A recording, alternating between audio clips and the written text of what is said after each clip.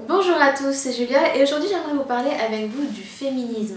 Vous donner ma vision très personnelle du féminisme, de comment on peut faire en fait pour réussir à se faire respecter en tant que femme et de façon à ce que ce soit reçu par la gente masculine, de façon à ce que ce ne soit pas rejeté en fait, que ce soit plutôt dans l'harmonie. On a envie de tenir la main de l'autre sexe, on a envie d'être l'égal des hommes et on a envie de se faire respecter en tant que femme, mais on ne veut pas que le féminisme suscite un mouvement de rejet ou que les hommes pour autant se sentent diminués ou qu'ils aient l'impression qu'on empiète sur leur territoire. Donc déjà un petit rappel, qu'est-ce que c'est le féminisme? C'est le fait de prôner l'égalité entre les hommes et les femmes. Mais bien souvent, quand on est féministe, le problème c'est que c'est pas toujours bien reçu de la part de la gente masculine, parce que quelque part, ils ont l'impression que quelque part, pas tous hein, bien sûr, que quelque part ça les empêche d'être totalement hommes, ça les empêche d'être pleinement dans leur genre. C'est un peu comme si on empiétait sur leur territoire et on va essayer de voir pourquoi. Donc moi ma vision personnelle du féminisme, c'est qu'en effet c'est important de prôner le droit des femmes, de prôner l'égalité des femmes. Maintenant là où je me pose des questions, c'est en ce qui concerne la forme. C'est-à-dire que quelque part les féministes, et là c'est sans jugement, j'ai pas envie qu'on me saute à la gorge, je préviens tout de suite, ne me sautez pas à la gorge, c'est en général les féministes ont un peu cette tendance à faire ça un peu dans la force, à vouloir faire un peu des actions marquantes, à vouloir faire ça un peu dans la colère, dans la rage, dans vraiment beaucoup de mécontentement. Vous savez, le fameux mouvement MeToo, on a totalement raison de dire que ce qui s'est passé, les viols, c'est absolument inexcusable. Ça me débecte, bien sûr, comme tout le monde, je trouve ça absolument écœurant. Maintenant, j'ai l'impression qu'il faut toujours trouver un peu la limite et que l'idée c'est pas de culpabiliser les hommes, c'est pas de les mettre, de faire vraiment de la chasse aux sorcières parce que finalement, ou sinon on va créer du rejet de leur part, mais plutôt de faire ça dans l'harmonie, c'est-à-dire de dire, en gros, de faire ça avec une intention juste. C'est-à-dire l'idée c'est pas de mettre sur l'échafaud les hommes, c'est pas de les culpabiliser, mais plutôt de dire je leur rends service parce que quelque part ils vont me respecter et en me respectant ils vont se respecter et ils vont pouvoir incarner leur masculin. Parce que finalement, quand on voit tous les trucs avec les histoires de viol, le mouvement MeToo là qu'il y a eu sur Instagram, etc., on peut rapidement être dégoûté des hommes.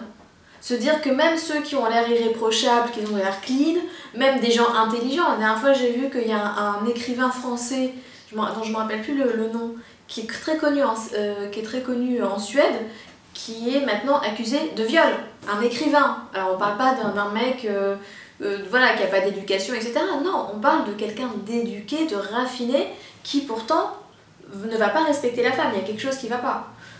On parle de gens intelligents, vraiment, c'est pas tout et n'importe qui. La dernière fois j'ai entendu que maintenant il y a Ronaldo, le footballeur, qui a été accusé de viol. Pourtant quand on le voit, on se dit c'est le mec bien, c'est le gentil frère, quoi, le mec sympa. Donc c'est vraiment, on peut se dire, mais il y a de quoi être dégoûté des hommes. Mais on peut se dire que finalement, être féministe, c'est aussi le faire pour rendre service aux hommes et pour les aider tout simplement à incarner leur masculin.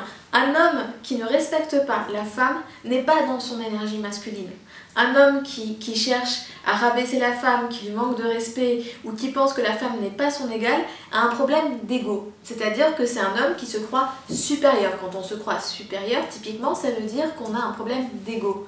Or, si on a un problème d'ego, ça veut dire qu'on n'est pas dans son énergie masculine qui est bonne. Quand l'énergie masculine est bien incarnée chez un homme, ça donne du respect, ça donne de la confiance, ça donne de la foi, ça donne de la loyauté, ça donne des valeurs positives. Quand un homme n'arrive pas à incarner son énergie masculine, c'est là qu'il y a des débordements, qu'il y a un manque de respect, qu'il y a des choses pas nettes finalement. Donc finalement, c'est plus l'intention qui est à réajuster, c'est-à-dire se dire ok, on va recadrer les hommes, on va les aider à incarner leur masculin pour qu'ils nous respectent. Et je pense que si on fait ça dans une intention juste et dans une intention pure, finalement, c'est aussi bien reçu du côté masculin.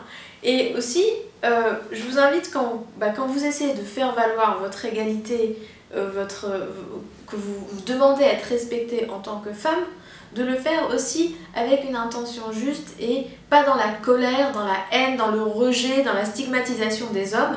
Parce que du coup, vous savez, je sais pas si vous connaissez cette loi de physique, hein, tout simplement que n'importe quelle force qui va dans un sens reçoit une résistance égale. C'est-à-dire que si on fait les choses dans la colère, dans la haine, dans le rejet, ou on fait la chasse aux sorcières, ou on montre du doigt les hommes, et bien finalement, on ne peut pas être écouté. C'est-à-dire que de l'autre côté, ils vont rejeter notre féminisme, ils vont rejeter ce qu'on leur demande, c'est-à-dire le respect. Ils vont se sentir diminués. Donc voilà, donc je pense que c'est important d'être féministe dans le sens de demander à être respectée et à demander l'égalité. Maintenant, il faut le faire avec grâce, avec douceur et dans notre énergie féminine. Parce que quand on le fait avec grâce, avec douceur et dans notre féminité, c'est là qu'on peut être écouté, c'est là qu'on peut être reçu de la part, enfin, que les hommes peuvent recevoir notre demande à être respectés. Donc, je vous invite à méditer un peu sur cette notion de féminin, de masculin. Vous savez, il y a Simone Veil qui dit « on ne naît pas femme, on le devient ». Ce qu'il faut comprendre que les hommes, c'est exactement la même chose. Ils ne naissent pas hommes, ils le deviennent. Et pour eux aussi, c'est difficile de savoir comment se comporter avec la gente féminine, comment être un homme, qu'est-ce que ça veut dire être un homme. Peut-être qu'ils sont moins conscients des fois que nous, qu'ils essayent d'incarner leur énergie masculine, mais on essaye tous, on est tous dans ce chemin-là, Donc je vous invite vraiment à demander le respect, mais en étant dans le respect quand vous le faites. Si vous demandez le respect, il faut le faire avec respect, de façon à être écouté, à être entendu. Donc voilà, donc c'était Julia, ma petite pensée sur sur le féminisme. N'hésitez pas à me dire ce que vous en pensez sans me sauter à la gorge. Hein. J'ai pas dit que je soutiens les salauds ou que je soutiens ceux qui maltraitent les femmes. Je dis juste que ce qu'on veut, c'est l'harmonie. Donc voilà. Donc je vous invite à commenter, à liker, à vous inscrire à ma chaîne YouTube. Et je vous dis à très bientôt dans une prochaine vidéo. Bye!